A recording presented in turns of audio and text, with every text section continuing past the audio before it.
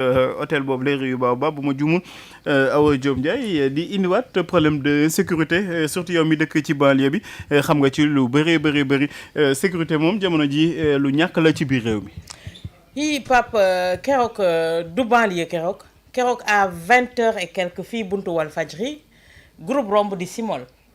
À 20h. un jour de combat la woon. Point lan la woon open press j'ai pas compris. C'est terrible ça. Open press su Zarko la woon dégg naa en plein jour ñuy romb di simol fii du affaire de banlieue buntu Walfadjri fii Liberté 6 rond-point Liberté 6 jëm xaar yàlla dugg biir Grand Yoff keroog ñëpp dañ daw duggaat di xaar ñooñu romb convoi boobu romb et on a vu benn nombre de policiers yu génn bëgg a dàq ñooñu mu wóor leen ne nombre bi bëgg a dàq ñooñu mëntuñu ko pamata da ngay xool policiers yi par groupe de 3 la ñuy def mais amuñu nombre boo xamante ne tey booy yooyu lim bi ñu nekkoon doon romb fii di dem doon simol ñooñu mënuñu leen arrêté kon loolu c'est un réel problème fii nga xamante ne moom moo di ci réew mi rawatina ci jamono yii soo déggee nag fit bi nga xamante ne tey Samba boy yi am nañ ko yore ay ngànnaay yu sophistiqué loolu également day poser le problème Pape de la circulation des armes ak bu mu ci mënti doon ndax ki am fitu carrément dem romb kii de sécurité dugg ba ci biir ab hôtel kooku da nga naan ñii ban fit moo leen may li ni mel amul lenn lu leen dissuader ci buntu bi naam ñu ngi doon wax ne am na ay takk der yu fa nekk donc y a problème dans ce pays nga dugg nag biir banlieue foofu moom fa la lépp wulee ñaay. surtout man Kër Massar moom au-delà de 23h ni ngay gis ñuy def groupe di daw lu ñu romb jël tous les jours amul lundi amul mardi amul mercredi lu doy waar la. mais Pape lépp doy waar. tey jii imaginez li xew buntu Pikine ñu bëgg ko def loo xamante ne lu normal dañ ko normaliser effectivement. buntu Pikine moom dañuy jàpp ne lu normal la oui da ngay dugg taxi bi soo accès ba foofu mu ne la doo wàccee sa téléphone nga yéegal sa vitre ba ñu romb fii. dëgg la. ñu jàpp ko lu normal te fi ñuy lay waxee loolu à 2 pas à 3 pas am na police de la circulation bu fa taxaw moo tax man damay laaj lan mooy utilité police de la circulation bu fekkee ne également si seen wet am na ñaawteef yoo xamante ne mi ngi fay am te ñoom mënuñu ci dara policier boo xamante ne yorul arme désarmé taxaw li may wax ma ne li xew réewu Baobab tey ji parce que tey ji amul lenn lu dissuader defkatu ñaawteef ba ñu àgg ba ci réception bi loolu tamit Pape il faut qu'on se dise la vérité. et puis très mauvais publicité pour suñu tourisme boo xamante ne y a des touristes y a tout le monde. nga romb amul lenn lu dissuader à la porte ba nga accéder à la réception. il y a de quoi s'interroger. effectivement tey jii dëkk bi yenn heures yi sooy dox dootoo ñemeeti. dëgg la même yenn taxi soo koy jël léegi dootoo ñemeeti. c'est ça. mais sécurité bi fan la féetee. on a beau construire des postes de police des brigades de gendarmerie entre autres Pape. mais bu fekkee ne nombre bi amuñu ko et également amul benn plan bu ñu teg boo xamante ne pour veiller à la sécurité des personnes et des biens. Pape y a problème. y a problème. parce que tey jii mënuma nangu en plein jour léegi muy am ay simol ay kii keroog il fallait voir. te ni nga wax ci buntu Pikine bi nuñ ko normaliser noonu nañu accepter aussi bu làmb amee wala événement bu amee ni booy di def di simol di dem noonu nañ ko accepter normaliser ko banaliser ko. mais keroog tey mënoon nga xool spectacle bi amoon fii Pape si on l'avait filmé da nga naan non on est où.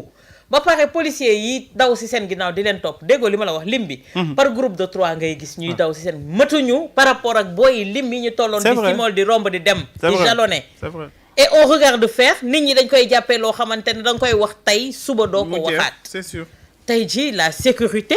il faut qu'on en parle. par exemple tey jii da ngay gis koo xamante ne dafa génn banque Pamata fekk am na ñoo xamante ne ñu ngi taxaw di ko xaar. on nous parle des caméras de surveillance yoo xamante ne ñu ngi ci mbeddu Ndakaaru yëpp. mais lan mooy seen utilité tey jii. manifestation ñu taal ko. lan mooy utilité caméra yooyu au fait. lu tax ñu tegoon ko on a dépensé des milliards pour ces caméras là. pour la sécurité mais fan lay mujj. tey da ngay génn si buntu banque ñu racket la. fan lay mujj. on se pose la question tey jii ñun suñu plan sécuritaire naka la tëddee. effectivement tey jii. suñuy ay takk der lan moo doon seen kii man keroog fii laa ko waxoon naan leen police de la circulation on en a pas besoin suñu defee yoon doon liggéeyam tey jii policiers yi ñu préposé à la circulation yëpp ñu fees fa dell mën nañ leen yóbbu ci caserne gën leen tàggataat pour veiller à la sécurité. ASP yi dañ ne woon police de proximité lay doon boo xamante ne ci biir koñ yeeg yi ni mel mais nañu déployer li ni mel pas pour sécuriser les gens parce que tey jii si pays bu normal mën nga gis ab quartier ñoo xamante ne ñi fa dëkk ñoom ñooy fay ay cotiser ut ay groupe de vigile ñoo xamante ne ñoom ñoo leen di sécuriser léegi de loolu am quartier léegi foofu suñ fa jàppee sàcc suñu dóoree sàcc wala dara vigile yooyu ñooy am problème tey jii c'est vrai y a énormément de choses à dire et à parfaire par rapport à la sécurité vraiment et il faut que également suñu ay njiit gën a taxaw ci loolu Pape Matar. oui Ayoba yow mii de victime nga ci ndax bu ma juumul dox nga ñu nangu sa sac heureusement sax ba gaañu la mais problème sécurité dañ ko banaliser ici au Sénégal mais voilà surtout boo duggee ci banlieue bi wala événement am mi làmb wala concert wala lu mënti doon si ngay xam ni kat wax dëgg yàlla réew mi am na lépp sauf sécurité. oui il y a un réel problème de sécurité intérieure au Sénégal loolu moom je pense que dañ cee wax bu fu mu toll nii. loo ci wax rek peut-être waxaat lay doon mais li nga xamante ni moo xew ci bu làmb yi amee comme ni ko Sister Awa Diop Ndiaye doon waxee léegi rien que benn face à face bu ñu organiser rek suñ ci dem dañuy simol suñuy ñibbisi dañuy simol nit ñi dem nañ ba les populations ont fini par banaliser ça dem nañ ba léegi làmb bu amee dañ naan zone sangam bu leen génn restez chez vous alors que dans un pays les populations ont le droit génn vaquer à leur occupation te état bi moo leen war a garantir li nga xamante ni mooy seen sécurité maintenant nag la sécurité a un coût tey jii Awa Diop Ndiaye mi wax problème mu effectivement boo xoolee malgré les recrutements intense yi nga xamante ni tey jii gendarmerie mi ngi ko doon def en 2022-2023 pour faire face aux manifestations qui avaient eu lieu tey jii on a un réel problème d'effectif tey jii suñu force de défense et de sécurité il faut que ñu recruter waat yeneen i nit yoo xamante ni tey jii au sein de la police au sein de la gendarmerie pour tey jii ñu mën a réduire ce ratio là policier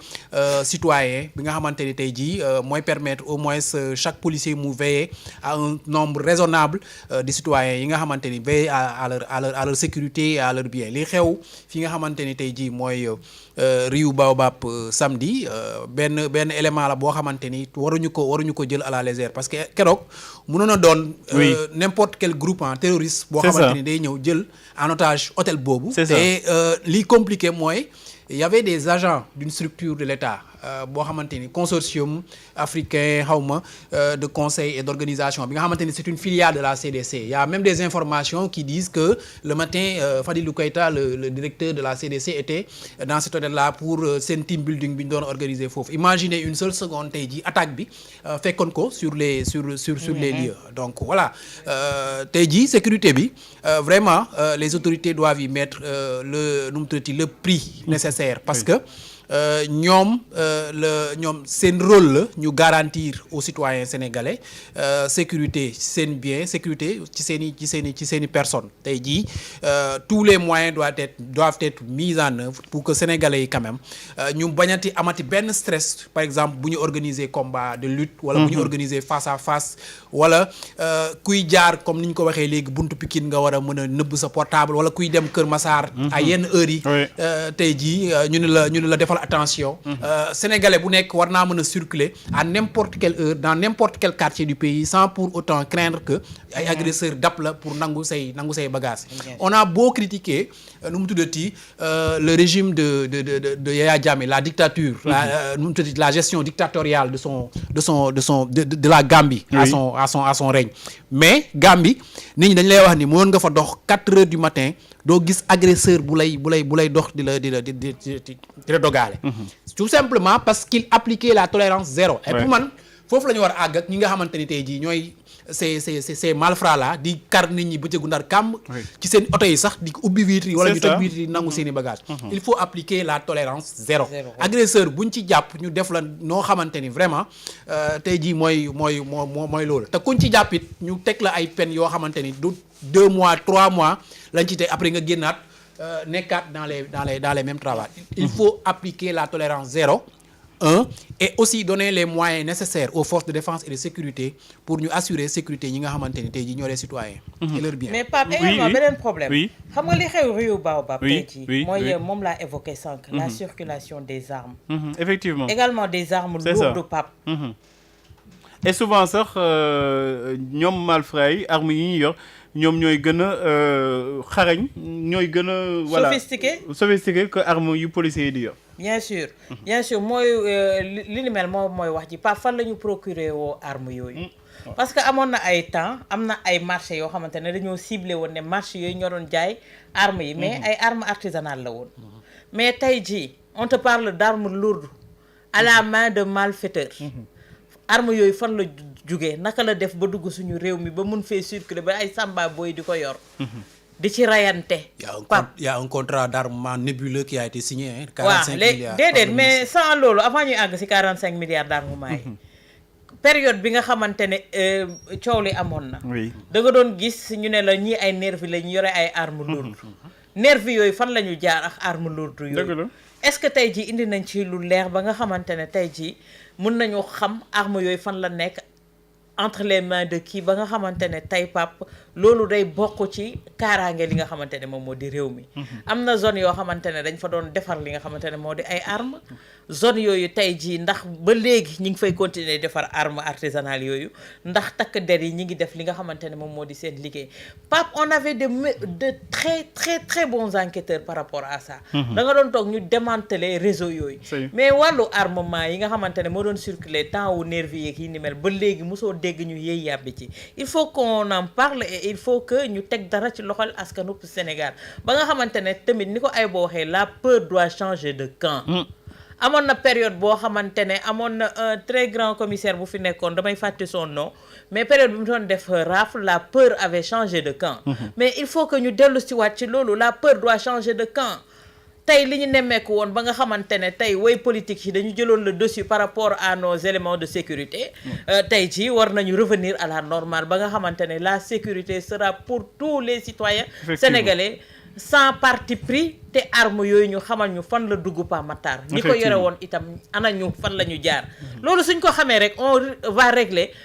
un tiers du problème de l'insécurité fi nga xamante ne moom moo di ci réew mi Pa Matar et également lii yëpp li muy englober également mooy l'utilisation de stupéfiants. c'est ça parce que c'est très large bu nekkee ñu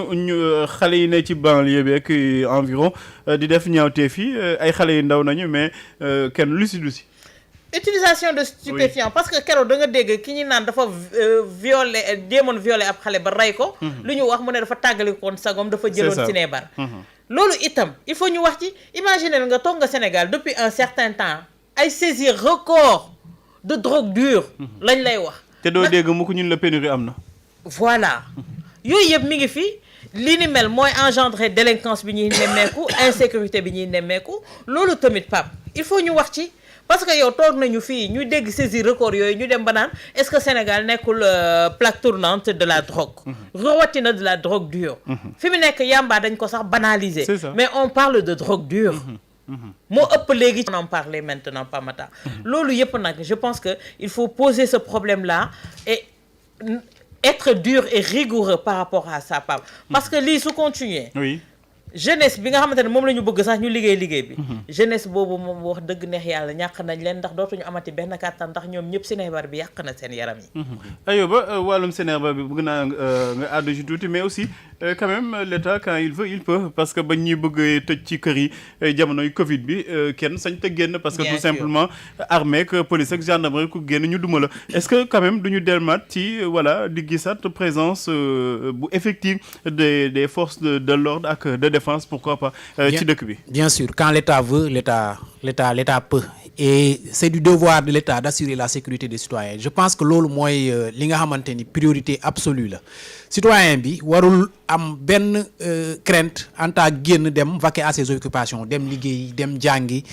dem marché citoyen bi loolu mooy droit bi gën a élémentaire bi ko constitution bi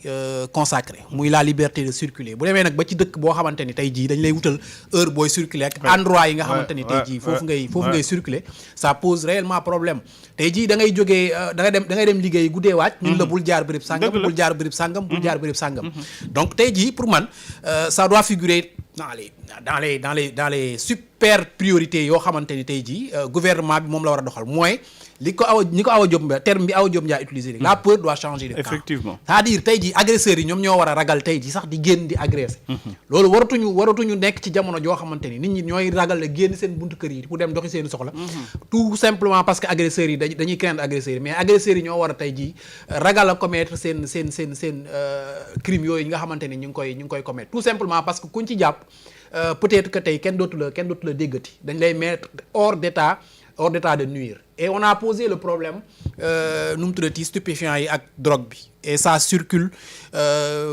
de manière vraiment catastrophique. surtout chaque trimestre nga dégg benn drogue bu bees. saisie record année 2024 bi je pense que on a vraiment eu des saisies records ci ay cocaïne et héroïne drogue yooyu nga xamante ni ay doomi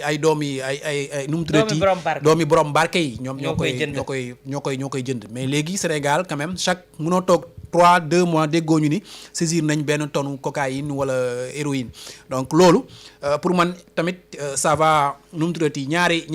yëf yoo loo xam ne mënoo ko tëkkale booy xeex bii da ngay xeexaale bële parce que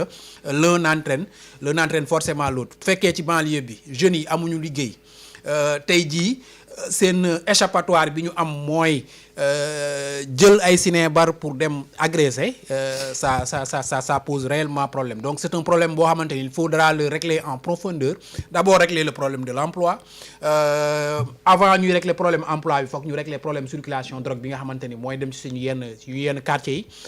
parce que loi visité comme ni ñu koy wax c'est la mère des vices jeunes yi ñi ngi ci banlieue bi ñi ngi ci yenn villages yi ñi ngi ci villes yi amuñu liggéey bu ñu amul liggéey dañuy wut benn occupation boo xamante ni moom la ñuy def léegi suñu gisee nag ni drogue bi mi ngi circuler facilement ay tentation la yoo xamante ni facilement dañ ciy plonger donc état bi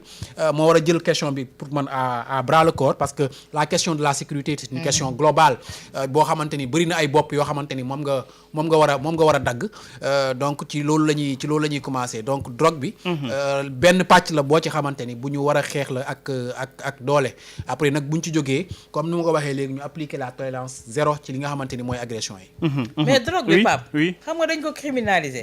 c'est que Sénégal fi mu nekk ni question yu bëri dañ ko war a poser am yu bëri yoo xamante ne aussi dañ ko war a revoir. on a criminalisé wàllu pour drogue. mais waxtu bañ ko criminaliser si la gën a wulee ñaay. dëgg la. ñu criminaliser viol mu gën a wulee ñaay. donc on doit se poser cette question-là tey jii bi ñuy def réforme par rapport à la justice on doit se poser lan mooy utilité wu criminaliser yenn yi fii lañ fi criminaliser ay droits de manifestation yi ni mel yooyu la ñu war a wax tey je pense que les droits de l'hommiste la société civile doivent se pencher sur ces questions-là par matin au lieu de ñuy solal ay robe avocat ay way politique question d'utilité publique yooyu la ñu war a taxaw di ci cogiter di ci joxe ay esquisse de solution aux autorités ñu xool naka lañ koy appliquer parce que si yooyu la ñu mën a jaar par matin pour mën a assainir li nga xamante ne moom moo di dëkk bi par rapport à ces questions qu'on vient d'évoquer par matin et am na solo bu baax a baax espérons que autorités yi jël ci ay matuwaay parce que lii wàllum agression ak insécurité ci biir réew mi 22 heures rek nga gis ko un peu partout du sax seulement ci banlieue bi mais foo tourner rek gis ko xale yi ñu ngi di taxawaalu te ñàkk liggéey ak statistiques yi ñu joxe sax xale yoo xamante ne diggante 13 ak bu ma jumul 20 ans amuñu benn formation ñu ngi toll ci pourcentage bu jéggi dayo jànguñu defuñu dara ñooñu tey jii pour ñu dugg ci ay drogue ak yooyu la ak agression dafay yomb parce que aussi bu nekkee drogué nga di nga wuti xaalis boo koy jëfandikoo